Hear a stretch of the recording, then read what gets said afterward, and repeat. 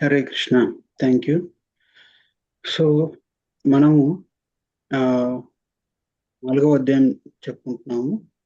ఆ అధ్యాయంలో భగవద్గీత అనేది కోట్ల సంవత్సరాల క్రితం కృష్ణుడు అంటే ఈ ఈ ఈ జగత్తునంతా అంటే ఈ భౌతిక ప్రపంచాన్నంతా సృష్టించినప్పుడు, ఈ భౌతిక ప్రపంచంలో ఎలా జీవించాలి అనే దాన్ని చెప్తూ సూర్యభగవానునికి అంటే వివస్వాన్ మన ఇప్పుడు ప్రస్తుతం సూర్యభగవానుడు ఎవరు? వివస్వాన్ అన్నమాట. ఓకే. సో, వివస్వానికి చెప్పారన్నమాట. చెప్పి అప్పుడు అంటే ఇప్పుడు మామూలుగా ఆహ్, ప్రైమ్ మినిస్టర్ ఒక పోస్ట్ ఉండేది. ప్రైమ్ మినిస్టర్ అనేది ఒక పోస్ట్ అన్నమాట. అలాగే సూర్య భగవానుడు అనేది కూడా ఒక పోస్ట్. దానికి ప్రస్తుతానికి ఇప్పుడు ఇన్‌చార్జ్ ఎవరంటే ప్రస్తుతానికి సూర్యలోకం పాలించేది ఎవరంటే వివస్వానుడు అన్నమాట. సో, అందుకనేసి ఆహ్, కృష్ణుడు ఏం చేశాడు? ఈ ప్రపంచాన్నంతా సృష్టించి సూర్యునికి ఉపదేశం చేశాడు. భగవద్గీత నాలెడ్జ్ అంటే భగవద్గీత నాలెడ్జ్‌ని వాళ్ళు బాగా ఎలాబొరేట్ చేస్తే అప్పుడు 4 వేదాలు అన్నీ వచ్చేస్తాయన్నమాట. మరి సూర్యుడు ఎలా ఇచ్చాడు వేరే వాళ్ళకి? సూర్యుడు మానవులకి ఎలా ఇచ్చారంటే, సూర్యభగవానుడేమో తను ఇక్ష్వాకు నుంచి తర్వాత అలాగే కొంచెంమంది ఋషులు, యోగులు కూర్చొని చేస్తున్నప్పుడు చాలా డీప్ మెడిటేషన్ ఉన్నప్పుడు సూర్యభగవానుడు వాడ్ వాళ్ళ హృదయంలో వాళ్ళకి నాలెడ్జ్ ఇచ్చేవారనమాట. అలా అందుకే వినపడేదనమాట అది. సో, అందుకే ఆ నాలెడ్జ్ అలా ఒకరి తర్వాత ఒకరు, ఒక ముని తర్వాత ఒక ముని అలా ఒక గురువుల దగ్గర నుంచి అలా వెళ్తూ వచ్చింది. ఏవం పరంపరా ప్రాప్తం ఇమం రాజేషయో విదు. అలాగ రాజుల నుంచి వాళ్ళ వాళ్ళ వాళ్ళ వాళ్ళ వాళ్ళ ప్రజల నుంచి వాళ్ళ ఇంట్లో వాళ్ళకి అందరికి అలా ఈ భగవద్గీత అది ఈ భౌతిక ప్రపంచంలోకి వచ్చేసిందనమాట. ఓకే. కానీ ఇప్పుడేమైందంటే ఇదంతా చెప్పిన తర్వాత నన్ను ఎలా తెలుసుకోగలరని చెప్పారు. దాని తర్వాత ఇప్పుడు ఈ సెక్షన్‌లో ఏం చెప్పాడు కృష్ణుడు అంటే కర్మ అనేది ఎలా చేయాలి? కర్మ అనేది ఎలా వర్కౌట్ అవుతుంది? మనం ఆల్రెడీ ఒక కర్మ గురించి ఒక సెక్షన్ చేసాం కదా! కర్మ, వికర్మ అనేది ఇక్కడ వస్తుందనమాట అది. ఓకే. సో, కర్మ వివేకము వల్ల పరమేశ్వర మార్గోపదేశం. అంటే ఈ కర్మ ఎలా చేయాలనేసి ఈ శ్లోకం ఏంటి? కిం కర్మ కిమకర్మేతి కవయోప్యత్ర మోహితః తత్తే కర్మ ప్రవక్ష్యామి యజ్ఞాత్వా మోక్షశేషుభాత్. ఏది కర్మ ఏది చేయగలి చేయ ఏది ఏ కర్మ చేయదగినది, ఏ కర్మ చేయకూడనిది అంటే కర్మరాహిత్యం అని నిర్ణయించడంలో గొప్ప గొప్ప బుద్ధిమంతులు కూడా మోహానికి గురవుతారు. అంటే పెద్ద పెద్ద ఆహ్, విద్యావంతులు కూడా చాలా జ్ఞానవంతులు కూడా ఏది చేయాలి, ఏది చేయకూడదు, ఏది ధర్మం, ఏది అధర్మం అనేది అని తేల్చడంలో చాలామంది కన్‌ఫ్యూజ్ అవుతారని చెప్తున్నాడు కృష్ణుడు ఇక్కడ. ఓకే. కాబట్టి దేనిని తెలుసుకోవడం వల్ల నీవు సమస్త అశుభ అశుభాల నుంచి అంటే సంసార బంధాల నుంచి విముక్తి పొందుతావో, ఆ కర్మతత్వాన్ని నేను నీకు స్పష్టంగా వివరిస్తాను. హ్మ్. సో, మరి ఏది చేయాలి, ఏది చేయకూడదు మనకెలా తెలుస్తుంది? మనకి పెద్ద పెద్ద వాళ్ళే అంటే ఋషులు, యోగులు వాళ్ళే కన్‌ఫ్యూజ్ అవుతారు. కానీ మనకెలా మనం మామూలు మనుషులం. మనకి ఏది చేయాలి, ఏది చేయకూడదు ఎలా తెలుస్తుంది అనేది మనకి క్లారిటీ ఐడియా లేదు. హ్మ్. సో, కానీ ఇప్పుడు కృష్ణుడు ఏం చెప్పబోతున్నాడంటే, నేనిప్పుడు నీకు ఉపదేశిస్తాను. దా ఆ ఉపదేశాన్ని బట్టి నువ్వు నీ జీవితాన్ని కొనసాగించు అని చెప్తున్నాడనమాట. సో, ప్రభుపాదుల వారు ఏం చేస్తారు? కృష్ణ భక్తి కృష్ణ భక్తి లేదా ధర్మబద్ధమైన కర్మలను మనం అహంకారంతో గాని, లేదా సొంత ఆలోచనతో గాని చేయకూడదు. హ్మ్. ఎలాగైతే ఈ జ్ఞానం సూర్యుడి నుంచి మనువు నుంచి ఇక్ష్వాకు నుంచి మరి వేరే వేరే భక్తుల ద్వారా వచ్చిందో, ఈ జ్ఞానాన్ని యాజ్ ఇట్ ఈజ్ మనం ఏం చెప్పారో అదే చేయాలన్నమాట. అంతేగాని కొంతమందుంటారు. నాకు ఈ దేవుడు నాకు నేను నా దేవుడిని నేనే సృష్టించుకుంటాను.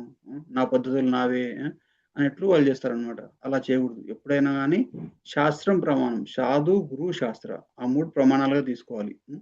మనం ఎప్పుడైనా ఏదైనా కన్‌ఫ్యూజ్ వచ్చిందనుకోండి, ఫస్ట్ మనం ఏం చేయాలి? శాస్త్రాలు వెతకాలి. శాస్త్రాల్లో దొరికినా గాని కొన్ని కొన్ని సార్లు మనకు అర్థం కాదు కాబట్టి, సాధువులను, గురువులని ఆశ్రయించేసి మన సందేహాలన్నీ క్లియర్ చేసుకోవాలి. సో, అందుకే మన సొంత ఆలోచనలు ఎప్పుడు పనిచేయవు. సొంత ఆలోచన ఎప్పుడు ఎప్పుడు కూడా మన సొంత మెంటల్ కంకాక్షన్. అంటే మనకు తోచినట్టు చేయడము, నాకిష్టం వచ్చినట్టు నేను చేస్తా అనేది అలా చేసేవాళ్ళు ఎప్పుడు కూడా సుఖంగా, సంతోషంగా ఉండలేరనేసి కృష్ణుడు చెప్తాడు. సో, అందుకే ఈ ధర్మం అంటే ఏంటి అంటే ధర్మంతు సాక్షాత్ భగవత్ప్రణీతం. అంటే భగవంతుడు చెప్పిందే ధర్మం. దాన్ని తప్ప వేరే దాన్ని ధర్మంగా మనం స్వీకరించకూడదనమాట. సో, దాని తర్వాత కృష్ణుడు ఏం చెప్తున్నాడు? కర్మ, వికర్మ, అకర్మ విభజన ఎలా ఉంటుందనేసి చెప్తున్నాడు. కర్మణో హ్యపి బోధవ్యం, బోధవ్యం చ వికర్మణః, అకర్మణశ్చ బోధవ్యం గహనా కర్మణో గతిః. కర్మ యొక్క గహనమైన అంటే సూక్ష్మమైన స్వభావాన్ని అర్థం చేసుకోవడం చాలా కష్టం. కాబట్టి మానవుడు కర్మ అంటే చేయదగిన ధర్మబద్ధమైన పని, వికర్మ అంటే నిషేధించిన పాప పని, మరియు అకర్మ అంటే కర్మ ఫలం అంటే నిష్కామ పని అంటే ఏమిటో సరిగ్గా తెలుసుకోవాలి. సో, మరి మనం కర్మ గురించి చెప్పుకున్నాం కదా! కర్మ అంటే ఏంటి? ఇంద్రియ నియంత్రణను మరియు చిత్తశుద్ధికి దోహదపడే విధంగా ఉండే శాస్త్రాలు ఏం చెప్తున్నాయో దాన్ని బట్టి మనం చేసేదే దాన్ని కర్మ అంటాం అన్నమాట. అంటే మంచి కర్మ అంటే బీయింగ్ గుడ్, డూయింగ్ గుడ్ అంటారు ఇంగ్లీష్‌లో అన్నమాట. సో, ఇంకా వికర్మ అంటే శాస్త్రాల్లో నిషేధించబడిన కర్మ. అటువంటి పనులు చేయడం మనకు హానికరం, వేరే వాళ్ళకి కూడా హానికరం. సో, కానీ ఈ రెండిటికి అతీతంగా అకర్మ అనేది ఉంటుందన్నమాట. అంటే అకర్మ అంటే ఏంటంటే మనం పని చేసినా ఆ పని చేయనట్టే. మనం ఏం చెప్పుకున్నాం కర్మ చెప్పేటప్పుడు, మనం మంచి పని చేస్తే మనకు మంచి ఫలితం వస్తుంది. చెడు పని చేస్తే మనకు చెడు ఫలితం వస్తుంది. సో, మంచి ఫలితం వచ్చినా, చెడు ఫలితం వచ్చినా మళ్ళీ ఇంకో జన్మ ఎత్తేసి మన కర్మ ఫలితాన్ని మనం అనుభవించాలి. అందుకే కొంచెంమంది బాగా ఉన్నత కుటుంబంలో పుడతారు. బాగా అందంగా పుడతారు. బాగా అన్నీ సెట్ అయితాయన్నమాట వాళ్ళకి. మంచి జ్ఞానం వస్తుంది. ఇంకా బాగా ఫేమస్ అయిపోతారు. అటువంటి వాళ్ళకేంటంటే వాళ్ళకు ఒక మంచి సుకర్మ అనేది చేశారనమాట. అంటే మంచి కర్మ అనేది చేశారనమాట. వాటి యొక్క ఫలితాన్ని వాళ్ళు అనుభవిస్తున్నారు ఇక్కడ. దాని తర్వాత వికర్మ. కొంతమంది చాలా వాళ్ళ జీవితంలో చాలా కష్టాలు పడుతుంటారనమాట. ప్రతి దానికి ఏదో కష్టం, ఏదో ఒకదాని తర్వాత ఒకటి, ఒకదాని తర్వాత ఒకటి వస్తూనే ఉంటాయి. ఎందుకంటే అది వాళ్ళ యొక్క చెడు కర్మ యొక్క ఫలితం అన్నమాట. సో, కానీ మరి చెడు కర్మ చేసినా మనం మళ్ళీ జన్మ తీసుకోవాలి. మళ్ళీ జన్మ, మృత్యు, జర, వ్యాధి, పుట్టడము, పెరగడము, పిల్లల్ని కనడము, మళ్ళీ ముసలి కావడం, మళ్ళీ చనిపోవడం, మళ్ళీ పుట్టడం, అలా ఎన్ని జన్మలు ఎత్తాలి? ఈ జన్మలో ఈ భౌతిక ప్రపంచంలో మనం ఉన్నంత వరకు కూడా ఈ జన్మలు వస్తూనే ఉంటాయన్నమాట. అందుకే కృష్ణ ఏమంటాడంటే ఈ భౌతిక జగత్తుకి ఒక టైటిల్ ఇచ్చేసాడు. ఏంటది? దుఃఖాలయం అశాశ్వతం అంటాడు. సరే కొంచెంమంది ఏమంటారంటే సరే ఇక దుఃఖాలు ఉంటాయంటున్నారు కదా! సో, ఏమైనా దుఃఖాలున్నా పర్లేదు నేను ఇక్కడే ఉంటానంటే కానీ ఇంకో ఏంటి అశాశ్వతం. ఎందుకంటే మనం ఎంత కష్టపడి మనం సుఖంగా ఉండాలనుకున్నా గానీ మనకు చేసిన కష్టం అంతా ఒక జన్మతో అయిపోతుంది. మళ్ళీ నెక్స్ట్ జన్మ తీసుకున్నప్పుడు మళ్ళీ జీరో నుంచి స్టార్ట్ చేయాల్సొస్తుంది. సో, అందుకే మనకి బెస్ట్ థింగ్ ఏంటంటే మన పని మనం ముగించేసుకొని ఇక్కడి నుంచి బయటపడిపోవడం. ఏం పని చేయాలి మనం? అకర్మ చేయాలి. అకర్మ అంటే ఏంటంటే పని చేసినా చేయనట్లే. ఎటువంటి కర్మ? మీకు కర్మ గురించి చెప్పేటప్పుడు చెప్పాను కదా! ఒక బార్డర్‌లో ఒక సోల్జర్ అంటే ఒక సైనికుడు శత్రు దేశాలతో పోరాడుతున్నాడు. శత్రు దేశాలతో పోరాడుతున్నప్పుడు అక్కడ వందల వేల మందిని చంపేసినా గానీ తనకి ఎటువంటి కర్మ అంటదు. అంటే ఎటువంటి నేర ఆరోపణలు అతని మీదకి రావు. కానీ అదే వ్యక్తి ఇంకా రివార్డులొస్తాయన్నమాట. ఏంటి? పరమవీర చక్ర, మహావీర చక్ర అటువంటి గొప్ప రివార్డులొస్తాయి. కానీ అదే వ్యక్తి వచ్చేసి తన స్వార్థం కోసం తనకు తెలిసిన వాళ్ళనో లేదా పక్కింటి వాళ్ళతో గొడవ పడేసి కేవలం ఒక్కరిని గాయపరిచినా గానీ తన మీదకి పోలీస్ కేసొస్తుంది. తను జైల్‌లో పెడతారు. తన జీవితంలో చాలా ట్రబుల్స్ వస్తాయి. సో, ఆ వ్యక్తి అక్కడికొచ్చి నేను అక్కడ బార్డర్‌లో వందల వేల మందిని చంపితే నన్నెవరు ఏమనలేదు. ఇక్కడ కేవలం ఒక వ్యక్తిని కేవలం గాయపరిచాను. మీరొచ్చి నా వెనుక పడ్డారు అనేసి తననొచ్చు. ఏం చెప్పాము మనం? ఫస్ట్ ఒక సైనికుడిగా ఉండేసి శత్రు దేశాలతో పోరాడేటప్పుడు ఆ పని తన కోసం జేయలేదు. ఎవరి కోసం జేశారు? దేశం కోసం, ధర్మం కోసం జేశాడు. హ్మ్. కానీ ఇప్పుడు ఈ రెండో పనేంటి? మామూలుగా వచ్చి ఇంటికొచ్చేసి వేరే వాళ్ళతో గొడవ పడేసి తనని ఆ! ఒక్క వ్యక్తిని గాయపరిచినా గాని తనకు తన కర్మ ఫలితాన్ని అనుభవించాల్సొస్తుందనమాట. హ్మ్.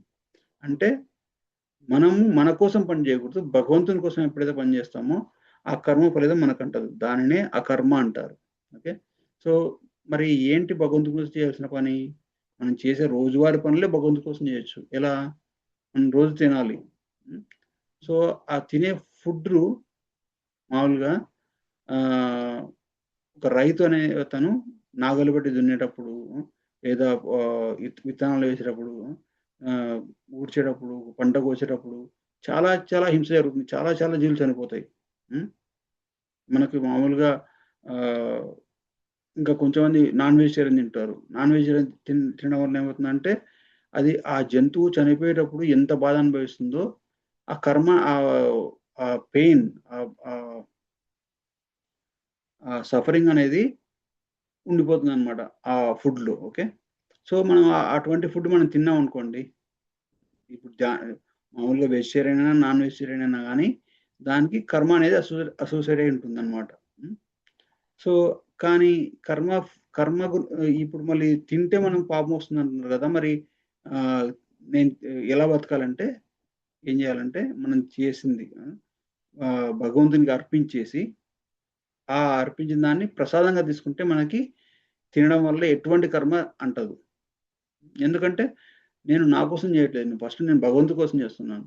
ఎలాగైతే ఒక యజమాని తను తిన్న తర్వాత తన సేవకులకిస్తాడో, అలాగే మనం భగవంతుని మన యజమాని అనుకుంటున్నాం. మన మన దైవం మన దైవం భగవంతుడు కాబట్టి, తను ఫస్ట్ భగవంతుడికి నివేదించేసి, దాన్ని ప్రసాదంగా తీసుకుంటే, మన మన ఫుడ్‌తో ఉండే కర్మ మొత్తం కర్మ ఫ్రీ అయిపోతుందనమాట. కర్మ రాహిత్యం అయిపోతుంది. అలా గాకుండా తన కోసం తాను వండుకొని తినే వాళ్ళకి కర్మ అనేది వస్తుంటది. ఎలాగైతే సైనికుడు వేరే వాళ్ళ తన స్వార్థం కోసం వేరే అతనితో గొడవ పడ్డాడో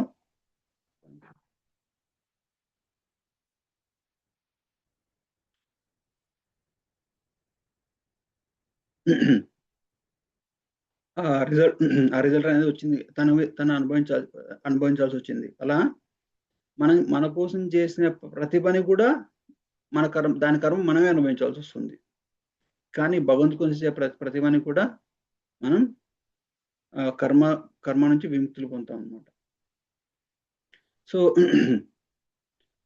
మీకో చిన్న స్టోరీ చెప్తాను. మరి ఆహ్, కొంతమందంటారు ఈ భక్తి, ఈ భగవద్గీత, ఈ పూజలు, జపాలు, ఈ సాధనలు ఏంటి ఇవన్నీ? దీని బదులు మన పనులు మనం జేస్తూ మంచిగా ఉండి, అందరికి మంచి జేయడం వల్ల ఆహ్, అందరికి మంచి చేస్తే సరిపోతుంది గదా! అంటారనమాట. హ్మ్. సో, దాని గురించి ఒక చిన్న స్టోరీ ఉందనమాట. ఒక ఒక ఇది శ్రీమద్ భాగవతంలో వస్తుంది. కానీ ఇక్కడ చాలా మంచిగా సెట్ అవుతుందనమాట. ఏంటంటే ఒకసారి ద్వారకలో ఆహ్, కృష్ణుడికి ఆహ్, పిల్లలుంటారు గదా! కృష్ణుడు సాంబ, ప్రద్యుమ్న అటువంటి వాళ్ళంతా గూడా ఆడుకుంటున్నారన్నమాట. ఒక బంతితో ఆడుకుంటుంటే, వాళ్ళు ఆ బంతి ఆడుకుంటూ బాగా దాహమేస్తుంది.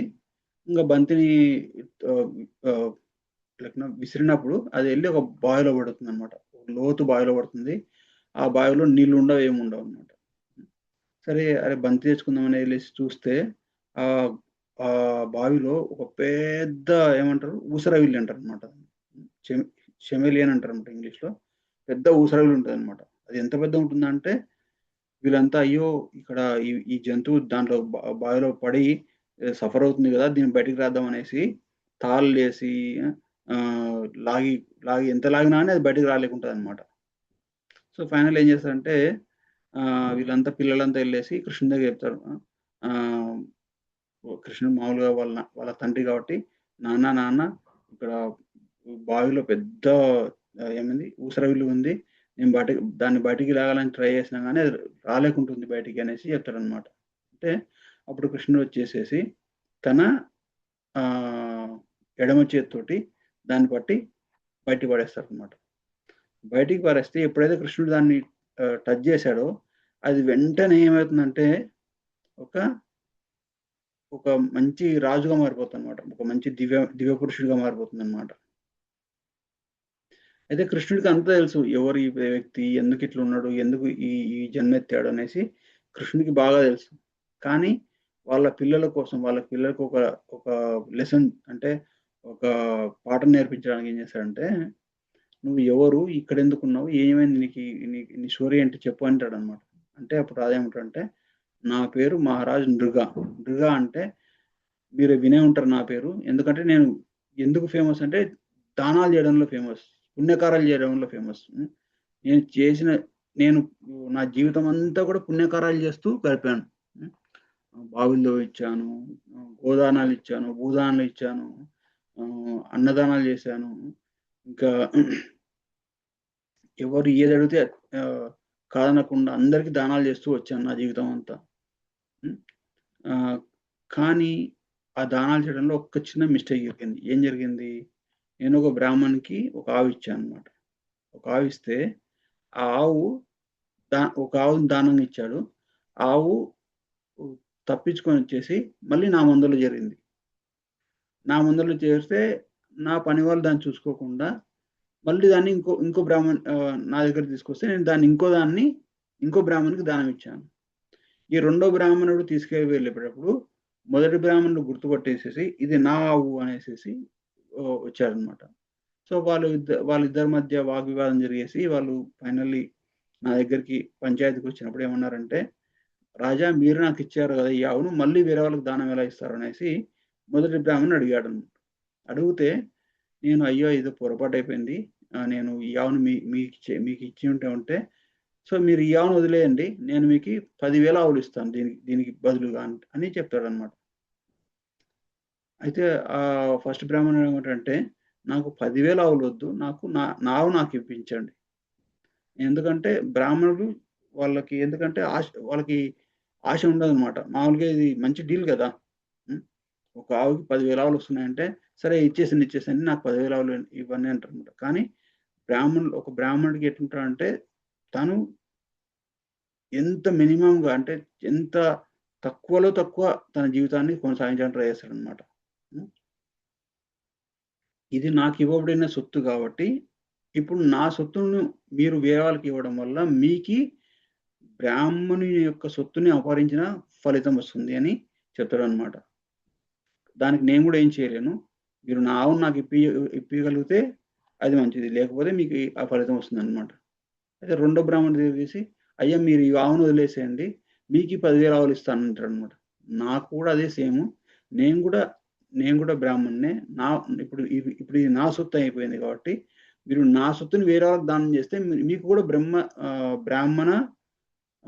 బ్రాహ్మణుడి యొక్క సొత్తుని అపహరించిన ఫలితం వస్తుందంటాడనమాట. అప్పుడేమవుతుంది, ఇంకా ఆ పంచాయతీ తెగదు. తెగక ఇంగ ఏదో ఒక బ్రాహ్మణుడిని తీసుకొని ఎళ్ళిపోతాడు. ఇంకో బ్రాహ్మణుడు వచ్చి ఒట్టి చేతులతో ఎళ్ళిపోతాడనమాట. హ్మ్. సో, దానివల్ల ఏమవుతుందంటే అదొక్క మిస్టేకు. ఏంటి తన ప్రమేయం లేకుండా మిస్టేక్ జరుగుతదనమాట. హ్మ్. ఎందుకంటే ఇతనికి తెలుసనమాట ఏది మంచి కర్మ, ఏది చెడు కర్మ అనేసి జీవితాంతం మంచి పనులే చేస్తూ గడిపాడనమాట. గడిపినా గాని సరే ఫైనల్లీ తను చనిపోతాడు. చనిపోయినప్పుడు యమరాజు దగ్గరికెళ్తాడనమాట. ఈ మహారాజు నృగ. యమరాజు దగ్గరికెళ్ళినప్పుడు, "ఓ నృగ నీవు చేసిన మంచి పనుల యొక్క ఓహ్, ఎంతున్నాయంటే ఒక మేరు పర్వతం అంత మంచి ఆహ్, మంచి ఫలితం మేరు పర్వతం అంత ఉంది. కానీ ఇది ఒక్క చిన్న మిస్టేక్ ఉంది నీ రికార్డ్‌లో. సో, నీకి మామూలుగా మన కర్మ సిద్ధాంతం గురించి చెప్పుకున్నాం గదా! మీరు 100 మంచి పనులు చేసి, ఒక చెడు పని చేసినా గాని, ఆ 100 మంచి పనులకి దానికి తగ్గ సుఖాన్ని అనుభవిస్తారు. హ్మ్. కానీ ఒక చెడు పనికి దానికి తగ్గ కష్టాన్ని గూడా అనుభవించాల్సొస్తుంది. అందుకే మన జీవితంలో ఎవరి జీవితంలో అయినా కష్ట సుఖాలు ఎందుకొస్తాయంటే, ఎవ్వరు గూడా పర్ఫెక్ట్‌గా అన్ని మంచి పనులు చేస్తూ కూర్చోరనమాట. ఏదో తప్పని చేసుంటారు. దానికి తగ్గ కర్మ ఫలితం వాళ్ళు అనుభవించాల్సి వస్తుంటుంది. సో, ఇలాగే ఈ నృగ మహారాజులాగా నువ్వు చేసిన ఈ తప్పేంటంటే, బ్రాహ్మణుని యొక్క సొమ్మును అపహరించావు. హ్మ్. బ్రాహ్మణుని యొక్క సొమ్ము తీసుకున్నావు కాబట్టి, నీకీ తప్పుంది. మరి ఏం చేద్దామంటావు? నువ్వు నువ్వు నీ యొక్క మంచి ఫలితాన్ని మంచిగా స్వర్గంలో ఉండి అనుభవిస్తావా? లేదా ఈ చెడు ఫలితాన్ని ఫస్ట్ అనుభవించేసి తర్వాత మంచి ఫలితాన్ని అనుభవిస్తావా అంటే, మహారాజు నువ్వే ఏమంటాడంటే, "అయ్యా! నేను ఫస్ట్ నా చెడు ఫలితాన్ని అనుభవిస్తాను. దాని తర్వాత నేను నా మంచి ఫలితాన్ని తీసుకుంటాను" అని చెప్తాడనమాట. అయితే సరే అనేసి ఆహ్, భూలోకంకెళ్ళనేసి తను ఒక ఊసరవిల్లుగా జన్మ తీసుకోవాల్సొస్తుందనమాట. ఊసరవిల్లుగా జన్మ తీసుకొని ఆ బావిలో ఉండేసేసి, ఆ బావిలోనే జీవితాంతం గడిపేస్తుంటాడనమాట. అలా వేల సంవత్సరాలు గడుపుతాడు. గడివిన తర్వాత అప్పుడు కృష్ణావతారంలో కృష్ణుడు వచ్చి తనను ఇట్లా లెక్కన తన చెడు కర్మ నుంచి తనను కాపాడతాడనమాట. సో, అది అంటే దీనివల్ల ఏం చెప్ ఆహ్, ఏ ఏం మనకి ఏంటి లెసన్ ఏంటంటే, మనం ఎన్ని మంచి పనులు చేసినా, మనకు తెలిసో తెలియకో ఏదో చెడు పని చేస్తుంటాం. ఆ చెడు పనుల యొక్క రియాక్షన్ మనకు ఆటోమేటిక్‌గా వచ్చేస్తుందనమాట. సో, అందుకే దీనివల్ల ఏం తెలుస్తుందంటే, కర్మ అంటే ఇప్పుడు మనకి ఈ భగవంతుని చేరుకోవడానికి 4 పద్ధతులున్నాయి. ఏంటి? కర్మయోగము, జ్ఞానయోగము, ధ్యాన యోగము, భక్తి యోగము. అంటే అన్ని మంచి పనులు జేయడం. మంచి పనులు చేస్తూ ఫస్ట్ స్వర్గానికెళ్ళడం, తర్వాత బ్రహ్మలోకంకెళ్ళడం, తర్వాత బ్రహ్మలోకం నుంచి అక్కడ గూడా మంచి పనులు చేస్తుంటే, అక్కడి నుంచి భగవద్ధాం వెళ్ళిపోతారనమాట. మాక్సిమం మంచి పనులు చేసేవాళ్ళు స్వర్గలోకంలోకెళ్తారు. స్వర్గలోకంకెళ్ళేసి వాళ్ళు అక్కడ భోగం అనుభవిస్తూ స్వర్గలోకంలో కర్మ చేయడం చాలా కష్టం. అంటే అంటే డివోషనల్ కర్మ అంటే భక్తి చేయడం కష్టం. స్వర్గలోకం ఎలా ఉంటుందంటే ఒక ఒక సందడి అంటే పెళ్లిలోకెళ్ళేసేసి మీరు జపం జేసుకోవాలి. భ భ భగవద్గీత భగవద్గీత వినాలి అనుకుంటే ఎట్లుంటదో, పెళ్లి గాని, ఒక పబ్‌లోకెళ్ళేసేసి నేనిక్కడ జపం జేసుకుంటా అంటే అక్కడ కుదరదు. హ్మ్. ఎందుకంటే మీకి అంతా చాలా చాలా ఎక్సైట్‌మెంట్ ఉంటదక్కడ. అంటే అందరూ ఎగురుతుంటారు, డాన్స్ జేస్తుంటారు, ఎంజాయ్ జేస్తుంటారు. మన మనసు ఆటోమేటిక్‌గా దాని మీదకి మళ్ళిపోతదనమాట. సో, అందుకే ఈ బ ఈ భౌతిక ప్రపంచంలో భూలోకంలో ఉన్నప్పుడే మనకి ఇది కర్మభూమి అంటారనమాట. అంటే ఇక్కడ మనం మంచి కర్మ గాని, చెడు కర్మ గాని, లేదా అకర్మ గాని అంటే భక్తియుత కర్మ గాని చేయడానికి మనకు ఆస్కారం ఉంటుంది. హ్మ్. మనం దేవతలు గూడా భక్తులే. కానీ వాళ్ళకి చాలా చాలా ప్రతిబంధకాలుంటాయి. కానీ మనకి లక్కీలీ ఏంటంటే మనకి ఇక్కడ కొంచెం సుఖముంది. కొంచెం కష్టముంది. కొంచెం సుఖం ఎట్లంటే దానివల్ల మనం మన శరీరం, మనసు ప్రశాంతంగా ఉంచుకోవడానికి సుఖముంది. అలాగే కష్టం ఎందుకుంది అంటే, ఇది నీ పర్మనెంట్ ప్లేస్ కాదు. It's not the place of permanent settlement. It's not the place of permanent happiness. ఇది శాశ్వతంగా సుఖంగా ఉంచే ప్లేస్ కాదు. కాబట్టి నువ్వు ఇక్కడి నుంచి ఎళ్ళిపో అనేసేసి దుర్గాదేవి చేతిలో ఉంటుంది గదా! త్రిశూలం అంటారనమాట. త్రిశూలంలో ఏమంటారంటే ఆధ్యాత్మిక, ఆది భౌతిక, ఆది దైవిక క్లేశాలు. దుర్గాదేవే మనకి ఆటోమేటిక్‌గా ఈ ఈ ఈ కష్టాలన్నీ ఇస్తదనమాట. హ్మ్. నువ్వు భక్తి మార్గంలోకెళ్ళేసి ఇక్కడి నుంచి ఎళ్ళిపో నువ్వు అనేసి. ఎందుకంటే చూడండి ఇప్పుడు ఒక వ్యక్తిని జైల్‌లో పెట్టాడు తప్పు చేశారనేసి. జైల్‌లో ఉండేసి మంచిగా ఏసీ ఏసేసి మంచిగా టీవీ చూసుకుంటూ లేదా ఏ ఏ ఏ ఏ ఏ ఎటువంటి సుఖం కావాలంటే అటువంటి సుఖం ఇచ్చారనుకోండి. ఈ జైలు బావుంది. నేను ఇక్కడే ఉంటా అని సెటిల్ అయిపోతాడు. అందుకే జైలు వాళ్ళు ఏం చేస్తారంటే దాన్ని కష్టతరంగా చేస్తారన్నమాట. సో దట్ వాళ్ళు మళ్ళీ ఇక్కడికి రాకూడదనేసి. అలాగే దుర్గాదేవి కూడా ఏం చేస్తుందంటే మన భౌతిక ప్రపంచంలో అంటే దుర్గాదేవి అంటే ఎవరు? ఈ భౌతిక జగత్తుకంతా అధినేత్రి. హ్మ్. ఆమె ఏం చేస్తుందంటే మనకు కష్టాలిస్తుందనమాట. కష్టాల యొక్క ప్రాముఖ్యత ఏంటంటే ఈ ప్రపంచం శాశ్వతంగా సుఖంగా ఉంచదు. ప్రతి జీవికి గూడా హ్మ్. మనుషులతో కంపేర్ చేస్తే జంతువులకి ఇంకా కష్టాలుంటాయి. ఇంకో స్టోరీ చెప్తాను మీకి. ఒకసారి ఒక రాజు ఉంటాడనమాట. రాజుండేసి ఏంటి నాకు ఈ రాజ్యము, ఈ మంత్రులు, ఈ యుద్ధాలు, ఈ పంచాయతీలు నాకు ఈ ఈ ఈ మానవ జీవితం మీద విరక్తి పుట్టిపోయింది. నేను కొంగగా అయిపోతే చూడండి కొంగలు చాలా చాలా మంచిగా ఎగురుకుంటూ వెళ్ళిపోతున్నాయి ఫ్రీగా. ఆ! ఈ స్వేచ్ఛగా వాళ్ళకి ఏ బందీలు లేవు. ఏ రెస్పాన్సిబిలిటీస్ లేవు. మంచిగా ఎంత హాయిగా ఉన్నాయనేసి చెప్తాడనమాట. అయితే అప్పుడు ఒక మ ఆహ్, భగవంతుడు ఏం చేస్తాడంటే ఆహ్, బ్రహ్మదేవుడు వినేసేసి, "అయ్యో! నువ్వు కొంగ కావాలనుకుంటున్నావా? సరే నువ్వు కొంగవైపు" అనేసి కొంగ యొక్క జన్మ ఇస్తాడనమాట. అంటే కొంగగా మారిపోతాడు ఆ రాజు. కొంగగా మారిపోయినప్పుడు మంచిగా ఎగురుకుంటూ ఎళ్ళిపోతాడనమాట. నాకేం బాధరాబంధులు ఏం లేవనేసి ఎగురుకుంటూ ఇంగా ఎళ్ళిపోయేసి ఆహ్, మడుగుల్లోకెళ్ళేసి చేపలు పట్టుకోవడం పట్టుకోవడానికి ట్రై చేస్తుంటాడనమాట. అప్పుడు ఇప్పుడు మామూలుగా ఒక వేటగాడొచ్చేసి బాణం వేయడానికి ట్రై చేస్తాడు. ఇంకో ఇంకో ఇంకో వేరే పక్షులు గద్దలు అటువంటివి వచ్చేసి అటాక్ చేయడానికి ట్రై చేస్తాయి. ఆ! సో, అలా అంటే ఆహ్, ఇంకా నైట్ పడుకోవాలంటే కూడా చాలా చాలా సేఫ్టీ కోసం ఆహ్, ఏ ఏ ఏ కొమ్మ మీద కూర్చుంటే ఎవరు నా దగ్గరికి రారు. పాములు లేవు అటువంటివి అనేసేసి చాలా చాలా కేర్‌ఫుల్‌గుండాలి. అంత అంత జాగ్రత్తలు తీసుకున్నా గాని ఏదో ఒక కష్టం వస్తూనే ఉంటదనమాట. అప్పుడు అర్థమైతది. అయ్యో! ఈ నేను రాజుగా ఉన్నప్పుడు కంటే ఈ కొంగగా ఉన్నప్పుడే నాకు చాలా కష్టాలొస్తున్నాయి. అనేసేసి మళ్ళీ ప్రార్థిచ్చేసి మళ్ళీ తన శరీరాన్ని తీసుకుంటాడనమాట. అంటే మ మనుషుల కంటే జంతువులు ఇంకా కష్టాల్లో ఉంటాయి. ఎందుకంటే చూడండి, మనకిప్పుడు మామూలుగా రోడ్డు మీద పావురాలుంటాయనుకోండి. వాటికి కొంచెం గింజలేసామనుకో పావురాలే గాదు. ఇంట్లో మళ్ళీ కోళ్ళు గాని అవన్నీ ఉంటాయి గదా! హ్మ్. వాటి గింజలేసామనుకోండి. అవి 2 గింజలు తింటాయి. మళ్ళీ తలెత్తి చూస్తాయన్నమాట. ఎవరైనా వస్తున్నారా అటాక్ జేయడానికి? ఏ పిల్లో లేదా ఏ కుక్కనో వచ్చేసి నన్ను అటాక్ చేయదా అనేసి పైకెత్తి ఏమైనా డేంజర్ ఉందా అని చూసుకుంటదన్నమాట. అంటే జంతువులు ప్రతీది కూడా భయంతో బతుకుతుంటాయన్నమాట. సో, మనం జంతువులంతగా భయపడం. మరి దారుణంగా ఉండదు మనకి. ఎందుకంటే, మనం కూర్చొని తినేటప్పుడు చూడండి, మనం ప్రశాంతంగా టీవీ చూసుకుంటూ లేకపోతే మంచిగా ఆస్వాదిస్తూ తింటాం. అంత భయంతోటి అంత జీవితాన్ని అలా మనం జీవితాన్ని అలా గడపమనమాట. అంటే మానవ జీవితం ఆహ్, జంతు జీవితం కంటే చాలా చాలా రెట్లు ఉన్నతమైనది. కానీ మానవ జీవితంలో కూడా కష్టాలుంటాయి. ఫ్యామిలీ ప్రాబ్లమ్సు, భార్యాభర్తల మధ్య గొడవలు, కుటుంబ సభ్యులు, మనకొచ్చిన మన శరీరం వల్ల వచ్చే కష్టాలు, ఎన్నో ఎన్నో కష్టాలు. సో, ఆది భౌతిక, ఆది దైవిక క్లేశాలు ఇవన్నీ గూడా ఉంటాయి. సో, అందుకే బెస్ట్ ఏంటంటే మన కర్మలన్నీ గూడా మనం మరి దీనికి వీటికి సొల్యూషన్ ఏంటంటే మంచి కర్మలు చేయడం సొల్యూషన్ కాదు. ఎందుకంటే మంచి కర్మలు చేయడం వల్ల ఏంటంటే మళ్ళీ మనం వచ్చేసి మళ్ళీ సుఖాలు అనుభవించాల్సొస్తుంది. కాబట్టి మనం ఏ పని చేసినా గాని భగవంతుని కోసం అంటే కృష్ణుని కోసం చేస్తే అప్పుడు మనకి మంచి కర్మలు అంటవు, చెడు కర్మలంటవు. కొంచెమంది అనొచ్చు. మరి మంచి కర్మలొస్తే మంచిదే గదా! మంచి సుఖాలుండొచ్చు అనుకోనేసి.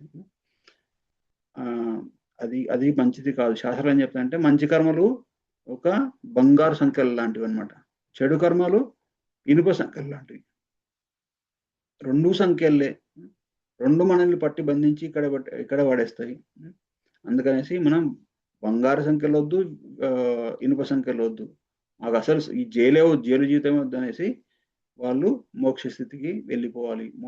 మోక్షం గాని, లేకపోతే భగవద్ధామం గాని వెళ్ళిపోవాలి. అది అటువంటి జ్ఞానం వాళ్ళకుండాలి. అందుకే కృష్ణుడేమంటాడు? జన్ ఆహ్, జన్మ మృత్యు జరా వ్యాధి దుఃఖ దోషాను దర్శనం.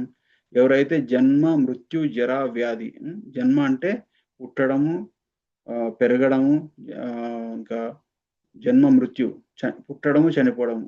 జర అంటే ముసలితనం. వ్యాధి అంటే రోగ రోగగ్రస్త స్థితి. ఎవరైతే వీటిని హ్మ్. నిజమైన కష్టాలుగా అర్థం చేసుకుంటారో వాళ్ళే నిజమైన జ్ఞానవంతులని కృష్ణుడు చెప్తాడు.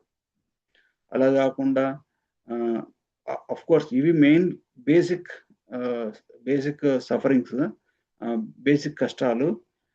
ఆహ్, దీనికి అతీతంగా దీంతో పాటు చాలా కష్టాలుంటాయి. ఏంటి?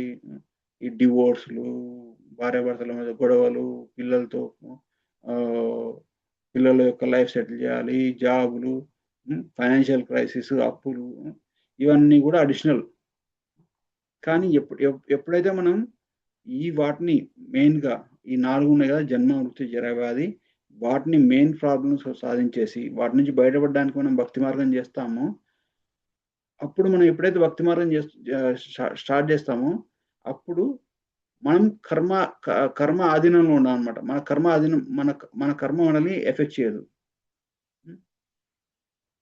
ఎందుకంటే దుర్గాదేవి ఏం చేస్తదంటే ఇప్పుడు తిను భక్తుడిగా మారిపోయాడు. కాబట్టి తినను నేను ఏం చేయకూడదనేసి ఈ ఈ మన మన ఫైల్‌ని ఏం చేస్తదంటే కృష్ణుని దగ్గర పంపించేస్తదనమాట. ఎందుకంటే కృష్ణుడు ఏమంటాడు? దుర్గాదేవి నా యొక్క రిప్రజెంటేటివ్. తన కోసం అంటే దైవీహేషు గుణమై మమ మాయ దురతి అంటే ఈ మాయ అనేది అంటే దుర్గాదేవి అనేది నా యొక్క ఆధ్వర్యంలో ఈ ప్రపంచాన్ని నడిపిస్తుందని చెప్తారనమాట. కానీ ఎప్పుడైతే ఒక వ్యక్తి కృష్ణునికి భక్తుడు అయిపోతాడో వెంటనే మన ఫైల్ దుర్గాదేవి చేతి నుంచి కృష్ణుని చేతిలోకి వెళ్ళిపోతుంది అనమాట. వెళ్ళిపోయినప్పుడు మరి కృష్ణుని భక్తి చేసినప్పుడు కూడా మనకు కష్టాలు వస్తున్నాయంటే వస్తాయి. ఎందుకంటే అప్పుడు కృష్ణుడు పర్సనల్‌గా వీళ్ళకి ఈ కష్టం ఉంటేనే వాళ్ళకి జీవితంలో ఎదుగుతారు అనేసి. మీకు ఎగ్జాంపుల్ చెప్పాను కదా! ఎలా అంటే ఒక అడవిలో ఒక ఏమంటారు దాన్ని? ఒక జిరాఫీ అనుకోండి. జిరాఫీ తను బిడ్డని ఈనినప్పుడు ఆ జిరాఫీ ఒక 7 అడుగులు, 10 అడుగులు హైట్ ఉంటదనమాట. అంత హైట్ నుంచి దబేలుమని కింద పడతదనమాట. దబేలుమని కింద పడి ఆ బిడ్డ ఆ తల్లి మాయలోంచి బయటికి వచ్చే లోపే వెంటనే ఈ జిరాఫ్ వచ్చేసి మామూలుగా కొట్టేస్తుంటదనమాట. "లేయ్! లేయ్! లేయ్! నిల్చో" అనేసి. దానికి అర్థం కాదు. ఏంది నేను పుట్టడం ఇప్పుడు పుట్టాను. ఈమె నా తల్లేనా? ఎందుకు ఇట్ట కొట్టేస్తుందనేసి ఆ పిల్ల కన్‌ఫ్యూజ్ అయిపోతదనమాట. కానీ ఇంగ ఎట్లో అట్లా కష్టపడి లేయడానికి ప్రయత్నిస్తుంటే దబేలని కొట్టేస్తదనమాట. జిరాఫీ కాళ్ళతో కొడితే చాలా చాలా పులులకి, సింహాలకు గూడా బాగా గాయపడతాయి. అటువంటిది చిన్నగా అప్పుడే పుట్టిన బిడ్డని ఫట్న కొడతదనమాట. కొడితే ఏం జరుగుతుందో తెలియదనమాట. వెంటనే లేయడానికి ప్రయత్నిస్తది. కింద పడుతుంటది. మళ్ళీ కొడతది జిరాఫీ. తల్లి జిరాఫీ మళ్ళీ కొడతది. మళ్ళీ లేస్తది. అప్పుడు కొట్టగా ఇంక ఈమె నన్ను నేను నిల్చొని పరిగెత్తేంత వరకు నన్ను కొడుతూనే ఉంటదనేసి ఇంక త్వరగా లేచేసి ఇంకా పరిగెత్తడం స్టార్ట్ చేస్తది. అప్పుడు పరిగెత్తడం స్టార్ట్ చేస్తే అప్పుడు కొట్టడం ఆపేస్తది. ఎవరు? తల్లి జిరాఫీ. ఎందుకంటే ఈ జిరాఫీ యొక్క బర్త్ అంటే జన్మించినప్పుడు ఆ వాసన చాలా ఘాటుగా ఉంటది. అక్కడ అన్ని సింహాలకి, పులులకి, నక్కలకి అన్నిటికి ఈ స్మెల్ వచ్చేస్తదనమాట. వెంటనే అవి అలర్ట్ అయిపోతాయి. అబ్బో! ఇప్పుడే ఈ చిన్న జిరాఫీ పుట్టింది. ఇంకా నడచలేకుంటది కాబట్టి మనం ఈజీగా అటాక్ చేయొచ్చు అనేసేసి. ఎందుకంటే జంతువులు అటాక్ చేసినప్పుడు తల్లి జిరాఫీతో పాటు పిల్ల జిరాఫీ కూడా ఉంటే తల్లి జిరాఫీ ప్రొటెక్ట్ చేస్తది. ఎప్పుడైతే తను ఇంకా నిల్చోకుండా అట్లే ఉండిందనుకోండి, అది తల్లి జిరాఫీ దాన్ని ప్రొటెక్ట్ చేయలేదు.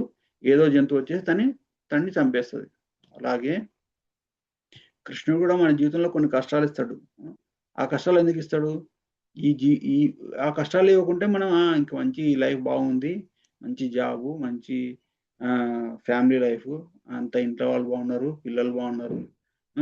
ఇంకా మంచిగా సుఖాలొస్తున్నాయి అనేసేసి మనం we take it for granted అనమాట. అలా గ్రాంటెడ్‌గా తీసుకొని మనం ఆధ్యాత్మికంగా పురోగతి కాకుండా మళ్ళీ ఏదో మంచి పనులు చేస్తూ వాళ్ళకి డబ్బులు దానాలు చేయడం, వీళ్ళకి ఇట్లా ఏదో పేరు ప్రతిష్ట కోసం మంచి పనులు చేస్తూ మన జీవితాన్ని మంచిగా గడిపేస్తాం. గడిపేసిన తర్వాత మళ్ళీ ఇంకో జన్మ తీసుకొని కష్టాలు, సుఖాలు అనుభవించాల్సి వస్తుందనమాట. సో, అటువంటి స్థితి మనకు రాకుండా ఏం చేస్తాడంటే కృష్ణుడు కొన్ని కష్టాలిస్తాడు. ఈ కష్టాలు ఇవ్వడం వల్ల ఏమవుతుందంటే మనకి ఈ భౌతిక జగత్తు మీద మనకు ఉన్న వ్యామోహం పోయి మనం భగవద్భావం వెళ్ళిపోవడానికి మనం భక్తి మార్గాన్ని ఒక పట్టుదలతో కొనసాగిస్తాం. లేకపోతే జపం చేయడం అంటే చాలా బోరింగ్ ఉంటది స్టార్టింగ్‌లో. జపం చేయడం గానీ, లేకపోతే ఇట్లా భగవంతుడికి ఏది తిన్నా గాని భగవంతుడికి అర్పించాలి అంటే గూడా ఆ! వాళ్ళకి చేయబుద్ధిగా అనిపించదు. ఎందుకంటే ఏం చేస్తాంలే మంచిగా జపం చేసే బదులు ఏదో సినిమాలు చూసుకుందాం. లేదా బయటికెళ్ళేసేసి ఫ్రెండ్స్‌తో ఎంజాయ్ చేద్దాం. లేదా ఆహ్, ఇష్టం వచ్చింది తిందాము అనేసేసి ఒక, ఒక నిర్లక్ష్య భావన ఉంటదనమాట. సో, అటువంటి నెగ్లిజెన్స్‌లో మనం పడకుండా మనకు కృష్ణుడు కొన్ని కష్టాలిస్తాడు. కొన్ని భక్తులకు వాళ్ళకు కొన్ని రోగాలొస్తాయి. కొన్ని శరీర అసౌకర్యాలుంటాయి. ఆ! సో, దానివల్ల ఏమంటే భక్తులైనా గాని ఈ ఈ భౌతిక జగత్తు యొక్క నిజ స్వరూపాన్ని చూసేసి వాళ్ళు ఇక్కడి నుంచి వెళ్ళిపోయి భగవద్ధాం వెళ్ళిపోవాలనేసి ఒక పట్టుదలతోటి భక్తి చేయడం స్టార్ట్ చేస్తారనమాట. అది అది మన మంచి కొరకే భగవంతుడు ఇచ్చే కష్టం అన్నమాట. అది లేకపోతే మనం చాలా కంఫర్టబుల్‌గా ఫీల్ అయ్యి ఇంకా ఇక్కడే ఉండిపోవడానికి ట్రై చేస్తాం. సో, ఇంకేంటి నెక్స్ట్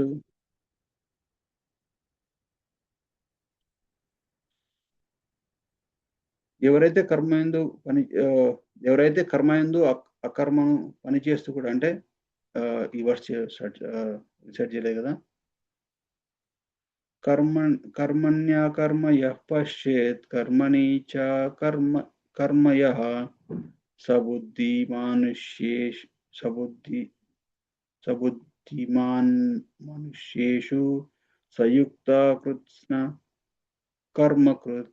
ఎవరైతే కర్మయందు అకర్మను అంటే పని చేస్తూ కూడా కర్మ ఫలితాన్ని అంటకపోవడాన్ని, అకర్మయందు కర్మను చూడగలుగుతారో వారే మానవులలో బుద్ధిమంతులు. వారు అన్ని రకాల పనులలో నిమగ్నమై ఉన్నప్పటికీ దివ్యమైన జ్ఞానస్థితిని జ్ఞానస్థితిలోనే ఉంటారు. ఇప్పుడు చూడండి ఒక మంచి స్టోరీ ఉంది దీనికి కూడా. ఒకసారి అలెగ్జాండర్ తెలుసు కదా! మన భారతదేశంకి అటాక్ చేయడానికి వస్తాడనమాట.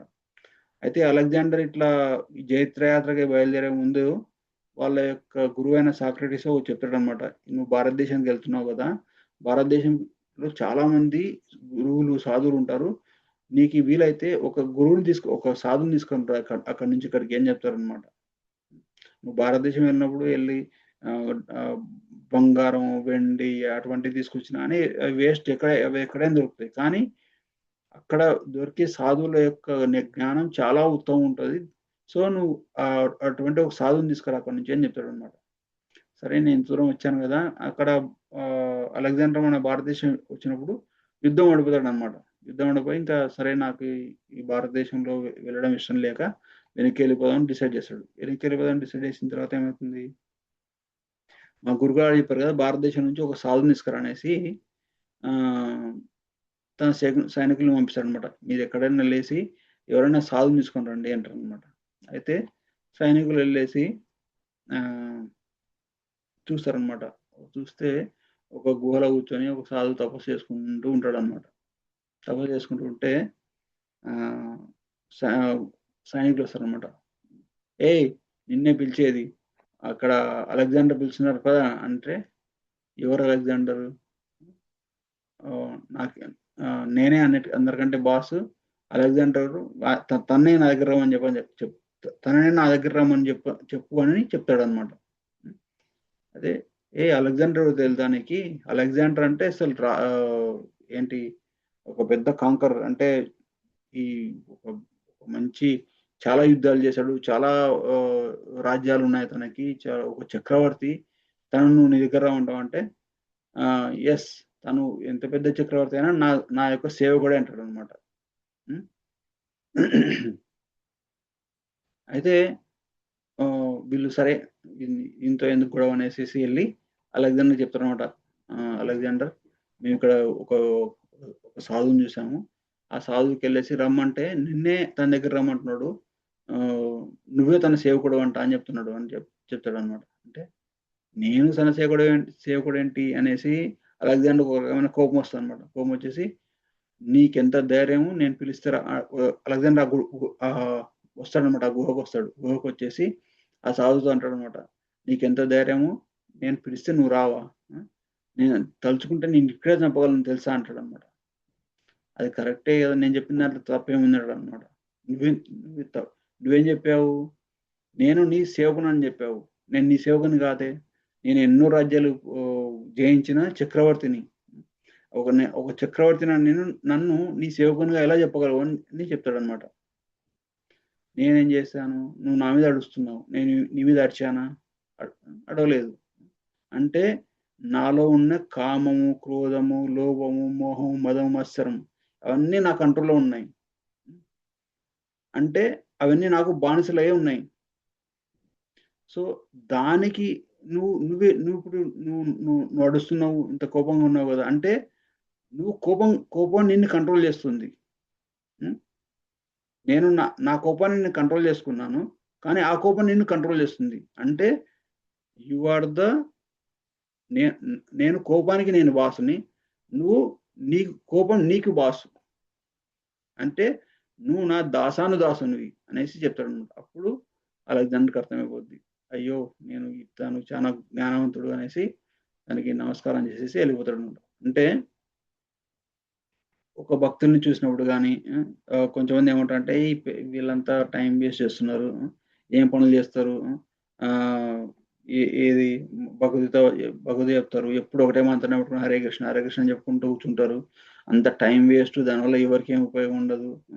అనేసేసి ఒక రకమైన ఆహ్, నిర్లక్ష్య భావన గాని, ఒక చులకన భావన గాని భక్తుల పట్ల ఉంటదనమాట.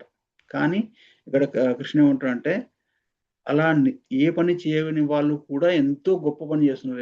ఏం చేస్తున్నారు? వాళ్ళు ఇంటర్నల్‌గా చాలా కామము, క్రోధము, లోభం అన్నిటిని కూడా కంట్రోల్ చేసుకుంటున్నారు. అది చాలా greatest work compared to external work. హ్మ్. సో, అలాగనేసి మరి ఆహ్, అటువంటి స్థితుల్లో లేని వాళ్ళు గూడా నేను గూడా ఈ సాధువులేం పని చేయట్లేదు గదా! భక్తులేం పని చేయట్లేదు. నేను గూడా వాళ్ళలాగా రిలాక్స్ అవుతాను. జస్ట్ తిని కూర్చుంటా అంటే అది వాళ్ళు ఆధ్యాత్మిక పురోగతి సాధించకుండా జస్ట్ కేవలం ఆహ్, సెన్స్ ఎంజాయ్‌మెంట్ అంటే జస్ట్ సుఖాలు అనుభవించడానికి చేసే ఎక్స్‌క్యూజ్ అన్నమాట. అందుకే ఎవరైతే సాధువులుంటారో వాళ్ళు ఎక్స్‌టర్నల్‌గా కాకుండా ఇంటర్నల్‌గా చాలా పని చేస్తారన్నమాట. సో, అందుకే కృష్ణ ఏమంటున్నాడు? ఎప్పుడైతే మనం కృష్ణ కాన్షియస్ అంటే భక్తి పరంగా చేసే పనిలో మనం భగవంతుని కోసం పనిచేస్తున్నాం కాబట్టి అది అన్నిటికంటే గొప్ప పని. హ్మ్. ఎన్ని రకాల పనులు చేయొచ్చు మనం భక్తి మార్గంలో? శ్రవణం, కీర్తనం, విష్ణు స్మరణం, పాద సేవనం, అర్చనం, వందనం, దాస్యం, సాఖ్యం, ఆత్మ నివేదనం. అంటే భగవంతుని గురించి వినడం అది కూడా పెద్ద పని. కీర్తనం అంటే అది కూడా భక్తి మార్గంలో ఒక పని. కీర్తనం అంటే భగవంతుని కీర్తించడం అంటే జపం చేయడం. అది కూడా గొప్ప పని. స్మరణం అంటే నువ్వు మామూలుగా ఆహ్, మామూలుగా వినట్లేదు లేదా భగవంతుని నామం జపం చేయట్లేదు. కానీ కేవలం స్మరిస్తూ అంటే భగవంతుడి గురించి ఆలోచించడం గూడా అది సేవ కిందకొస్తుందనమాట. సో, అర్చనం అంటే భగవంతుని యొక్క శ్రీ విగ్రహాన్ని అర్చించడము. అర్చనం, వందనం అంటే భగవంతుని ముందు నమస్కారాలు జేయడము. దాస్యం అంటే ఒక సేవకుడుగా సేవకుడు సేవ జేసినట్టు మనం భగవంతుని యొక్క విగ్రహానికి సేవ జేయడము. లేదా భగవంతుని భక్తుల యొక్క సేవ జేయడము. ఆహ్ సాఖ్యం అంటే భక్తుల పట్ల, భగవంతుల పట్ల ఒక సఖ్యతతో ఉండడము. సో, ఆత్మ నివేదనం అంటే మనం చేసే ప్రతి పని మన జీవితాన్ని పూర్తిగా భగవంతునికి అర్పించేసేయడం. అవన్నీ కూడా భక్తి మార్గంలో అవన్నీ కూడా భక్తి మార్గాలు నవవిధ భక్తిలో మార్గాలనమాట. సో, అందుకే ఆహ్, మనం కృష్ణ భక్తిలో కర్మబంధాల నుంచి విముక్తి ఈజీగా పొందగలమనమాట. సో, దాన్నే అకర్మ అంటారు. సో, ఇంకా ఎప్పుడైతే ఎవరికైతే ఈ జ్ఞానం ఉంటుందో, మనం భక్తి అనేది ఎలా జేయాలి?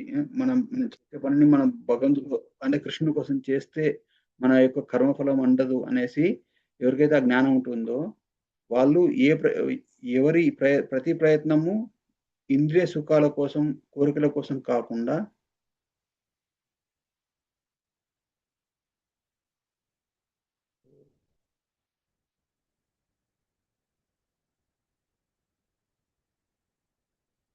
ఇంద్రియ సుఖాల కోసం కాకుండా కేవలం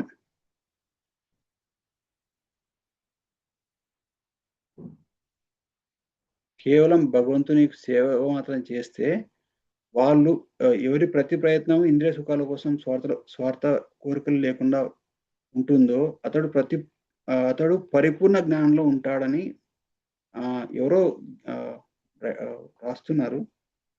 కొంచెం డిసేబుల్ యానిటేషన్.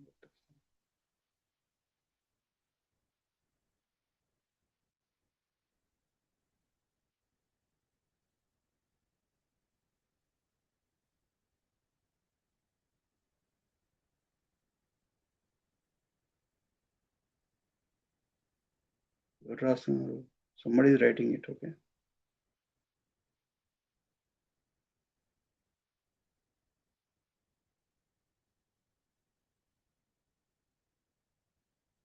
ఓకే.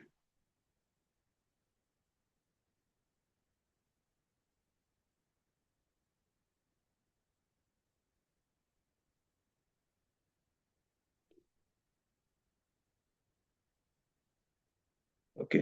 సో, ఆహ్, వాళ్ళు ఎవరికైతే ప్రతి ప్రయత్నం ఇంద్రియ సుఖాల కోసం కాకుండా అతడు పరిపూర్ణ జ్ఞానంతో ఉన్నాడని ఎలా తెలుస్తుందంటే వాళ్ళు వాళ్ళు చేసే యొక్క కర్మ ఫలితాన్నంతా గూడా ఆహ్, అంటే ఇప్పుడు మనం భగవంతుని కోసం, కృష్ణుని కోసం పనిచేసినప్పుడు దానివల్ల మనకి ఏం తెలుస్తుందంటే, మనం చేసే ప్రతి పని గూడా మనకి ఎటువంటి కర్మ ఫలితాన్ని ఇవ్వదు అనేసి అర్థమవుతుందన్నమాట.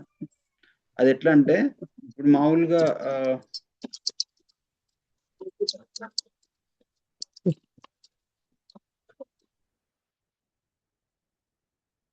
మామూలుగా ఏదైనా విత్తనాలు చల్లినప్పుడు ఒక వర్షం పడితే మొలకలొచ్చేస్తాయి. అంటే మనం చేసే ప్రతి పని గూడా ఒక కర్మ బీజాన్ని వదిలేస్తుందనమాట. ఆ కర్మ బీజం కరెక్ట్‌గా టైం వచ్చినప్పుడు మొలకెత్తేసేసి దాని కర్మ ఫలితాన్ని మనకిస్తుందనమాట. సో, కానీ ఎవరైతే భక్తి మార్గాన్ని చేస్తారో వాళ్ళకి ఈ కర్మ బీజం అంటే ఇప్పుడు మామూలుగా విత్తనాలు మంచి విత్తనాలయితే మొలకలొస్తాయి. కానీ ఆ విత్తనాల్ని మామూలుగా రోస్ట్ చేసామనుకోండి, మామూలుగా వేయించామనుకోండి, వేయించిన విత్తనాలను పొలంలో చల్లి నీళ్లు పోసి అన్ని ఫెర్రలు చేసినా గాని మొలకలెత్తవు. అంటే మనం ఎప్పుడైతే ఈ జ్ఞానంతో పని చేస్తామో అప్పుడు మన యొక్క కర్మ కర్మ బీజాలు అన్నీ కూడా నాశనం అయిపోతాయి. హ్మ్. నాశనం అయిపోయి ఎటువంటి కర్మ ఫలితాన్ని అందుకోకుండా మనం మళ్ళీ ఈ భౌతిక జగత్తులోకి రా రాకు రా రానివ్వకుండా మనల్ని మనకవి ఉపయోగపడుతుందన్నమాట. సో, తన కర్మ ఫలాల పట్ల ఉన్న సమస్త ఆసక్తిని వదిలిపెట్టి ఎప్పుడు ఓకే. శ్లోకాన్ని సెట్ చేసాం. త్యక్త్వా ఫలాసంగం నిత్యతృప్తో నిరాశ్రయ ప్రవృత్తోపి నైవ కించిత్ కరోతి సహ. తన కర్మ ఫలితాల పట్ల ఉన్న సమస్త ఆసక్తిని వదిలిపెట్టి ఎప్పుడూ సంతృప్తితో ఉండి దేనిపైన ఆధారపడకుండా ఉండే వ్యక్తి అన్ని రకాల పనుల్లో నిమగ్నమైనప్పటికీ కూడా ఎటువంటి ఫలాపేక్ష కలిగిన కర్మను చేయడం లేదనే చెప్పవచ్చు. అంటే ఆ వ్యక్తి యొక్క లక్షణాలేంటి? తనకి ఏ దాని మీద పెద్దగా ఆసక్తి ఉండదు. ఎప్పుడు కూడా తను సంతృ సాటిస్ఫై ఉంటాడనమాట.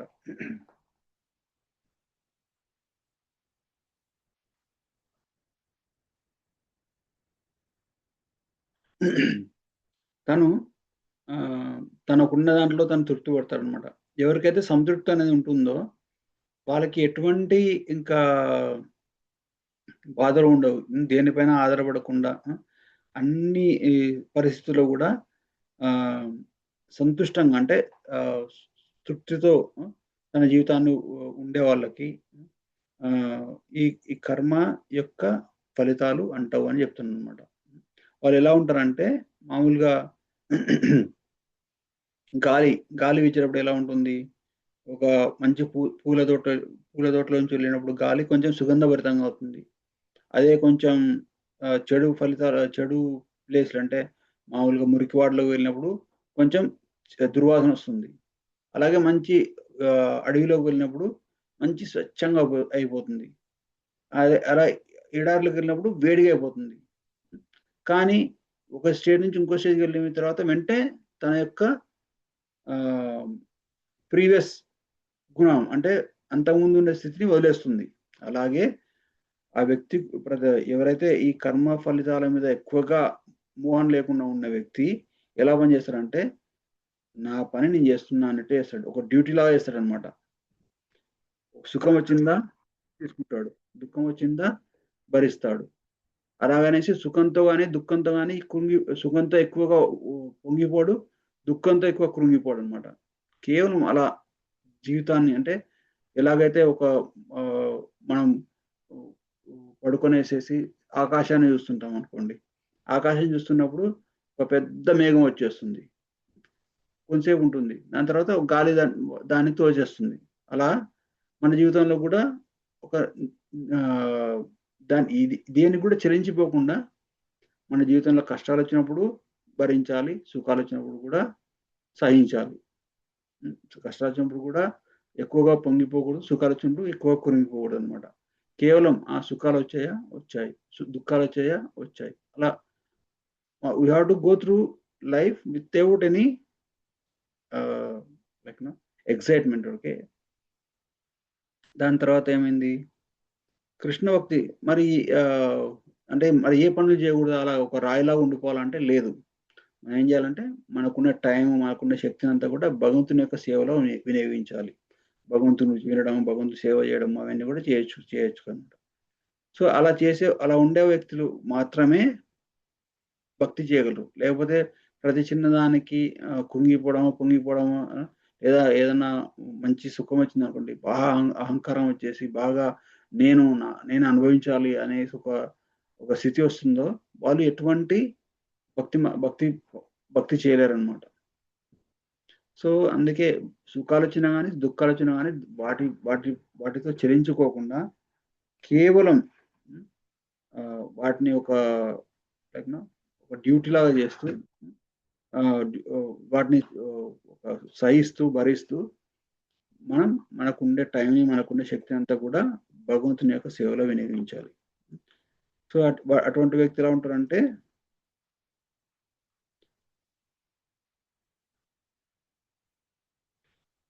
వాళ్ళ యొక్క లక్షణం ఎలా ఉంటుందంటే, యదృచ్ఛలావ సంతుష్టో ద్వంద్వాతీతో విమత్సరః సమసిద్ధ వసిద్ధౌ చ కృత్వాపీనా నిబధ్యతే. అంటే తనంతటగా తానుగా లభించిన దానితో సంతృప్తి పొందేవాడు, సుఖాలు దుఃఖాలు మరియు శీత ఉష్ణాలు వంటి ద్వంద్వాలకు అతీతుడైన వాడు, ఎవరిపైన అసూయ లేనివాడు, విజయంలోను ఓటమిలోను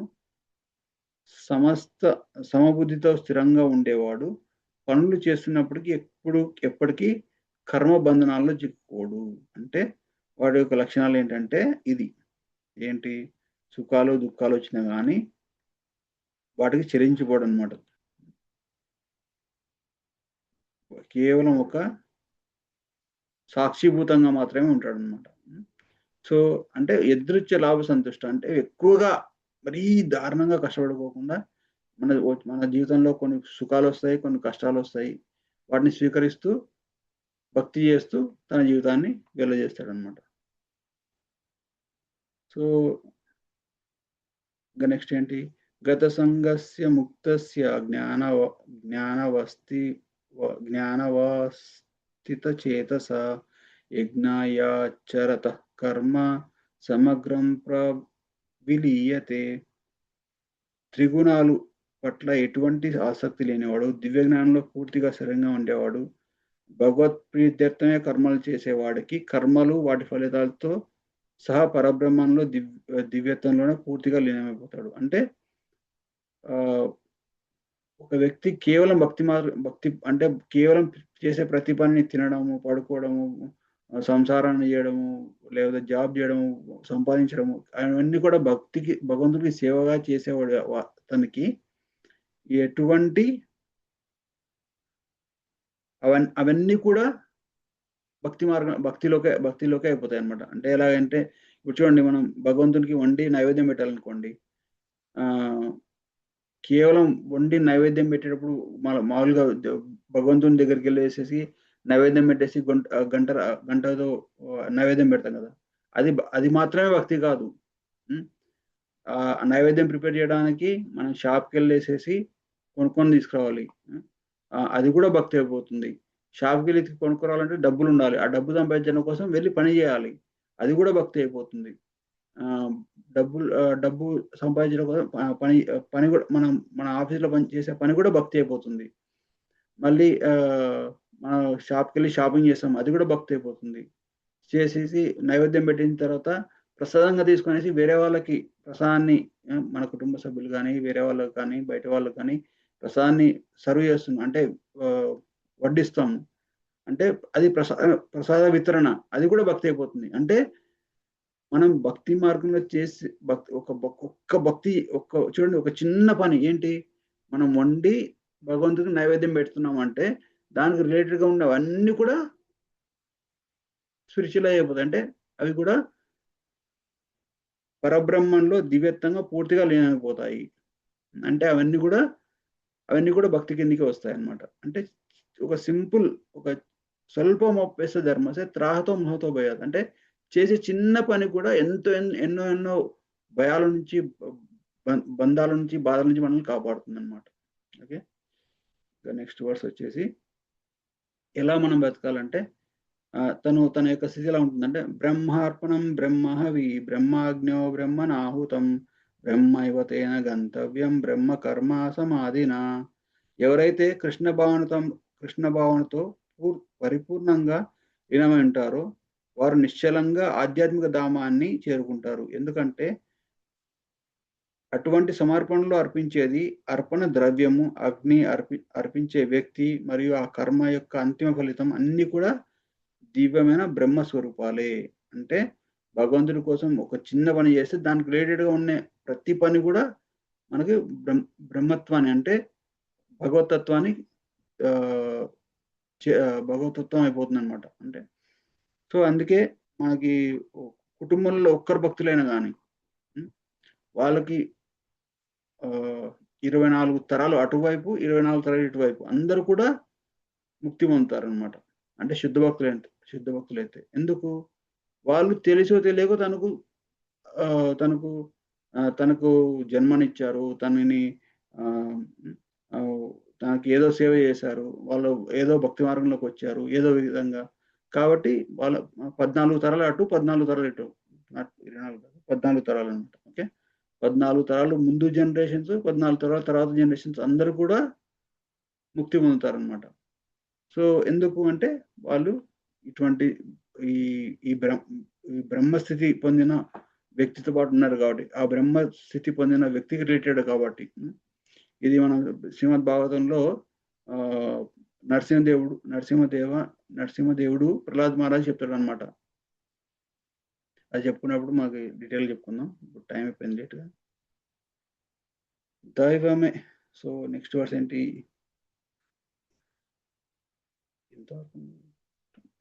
కొందరు యోగులు వివిధ యజ్ఞాల ద్వారా దేవతలను చక్కగా ఆరాధిస్తారు. మరి కొందరు పరబ్రహ్మమే అగ్నిలో ఆత్మనే యజ్ఞద్రవంగా అర్పించి యజ్ఞం చేస్తారు.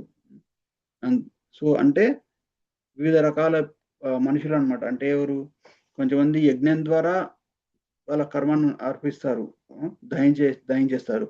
కొంతమంది పరబ్రహ్మం అనే అగ్నిలోనే ఆత్మను అంటే మెడిటేషన్ చేయడం వల్ల ఈ పరబ్రహ్మ అనే అగ్నిలో ఆత్మను శుద్ధిపరుచుకుంటారు అనమాట. అలా వివిధ రకాల యజ్ఞాలు ఉన్నాయన్నమాట. మనం చేసే ప్రతి పని కూడా ఒక యజ్ఞంలా చేయాలనేసి ఇక్కడ మీనింగ్.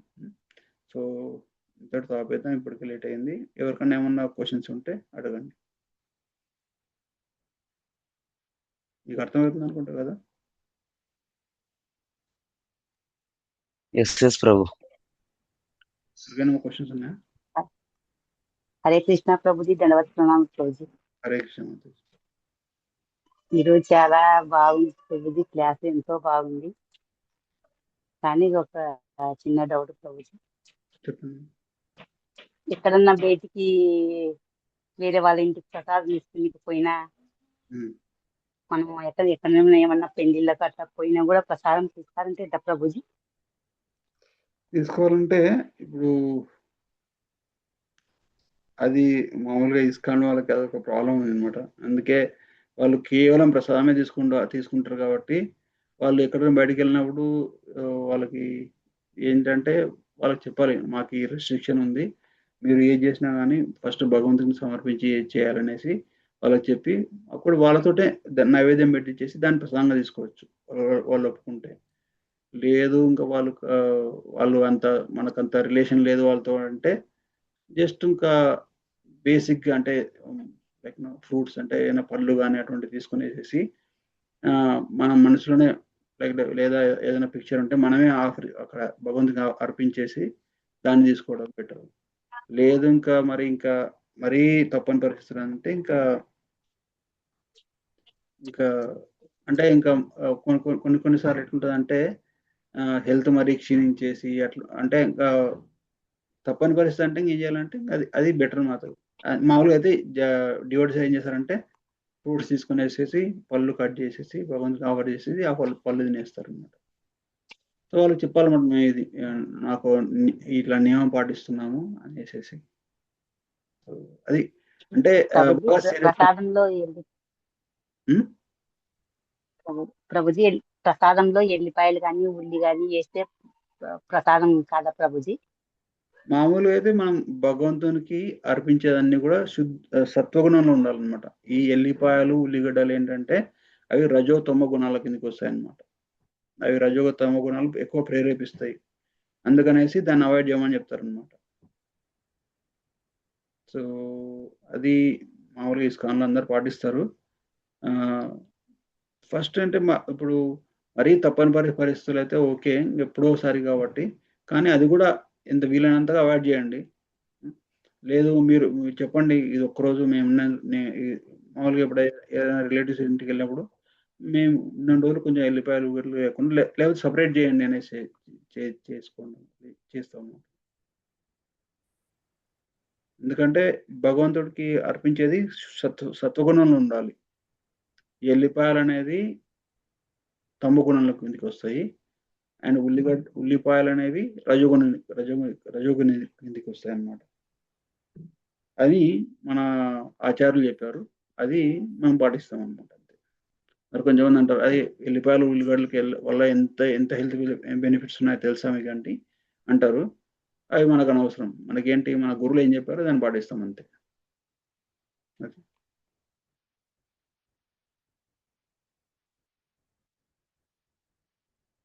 ఇంకెవరికైనా ఏమైనా క్వశ్చన్స్ ఉన్నాయి?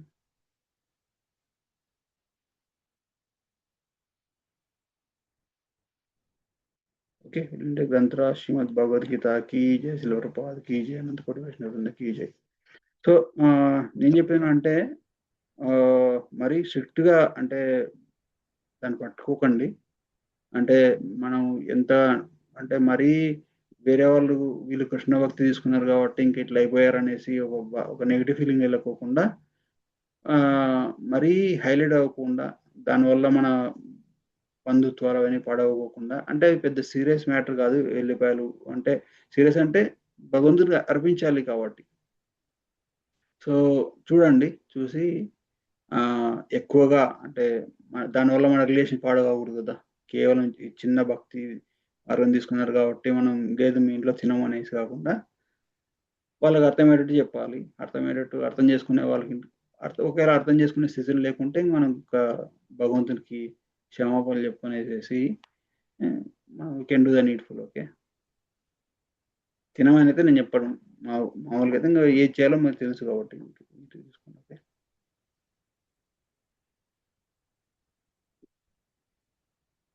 ఓకే, విల్ ఎనీ టీఆర్ శ్రీమద్ భగవద్గీత